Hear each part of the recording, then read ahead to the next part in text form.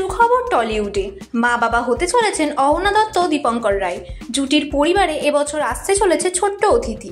Baby বাম্পের ছবি share করে অন্তঃসত্ত্বা হওয়ার কথা সকলের সঙ্গে ভাগ করে নিলেন অহনা।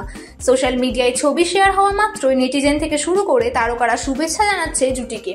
এবছর অগস্ট মাসেই অহনা জন্ম দেবেন তার সন্তানের। সমুদ্র সৈকতে বেবি মুনে গিয়ে সেই ছবি ভাগ করে নিয়েছেন জুটি। ছবিতে স্পষ্ট অহনার বেবি বাম্প, সঙ্গে রয়েছে দুজনের আদুরে ছবি। ক্যাপশনে লিখেছেন, আমাদের উজ্জ্বল নক্ষত্র অগস্ট 2025-এ আসছে। টেলিপাড়ায় দারুণ জনপ্রিয় মিশকা, অনুরাগের ছোঁয়া ধারাবাহিকের খলনায়িকা মিশকা দর্শকের গায়ে জ্বালা ধরাতে সফল হন। সোশ্যাল মিডিয়ায় চোখ রাখলেই নজরে আসেন সেই চরিত্রের জন্য তাকে কিভাবে গালমন্দ করেন নেটিজেনরা। অত্যন্ত জনপ্রিয় এই চরিত্রে অভিনয় করেছেন অহনা দত্ত। এই মেগার মাধ্যমে তার অভিনয়ে জগতের হাতে খড়ি। কেরিয়ারের শুরুতেই ছক্কা হাঁকিয়েছেন অহনা।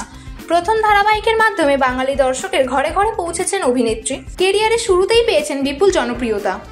এরই মধ্যে বড় পরিবর্তন আসে তার জীবনে। টলিউডে পা রেখেছেন অহনা। রাজ চক্রবর্তীর ছবি সন্তানের মাধ্যমে বড় পর্দায় অভিষেক হয় তার। মিঠুন চক্রবর্তী, ঋত্বিক চক্রবর্তী, শুভশ্রী গাঙ্গুলির সঙ্গে কাজ করে দারুণ প্রশংসিত হন টেলি অভিনেত্রী।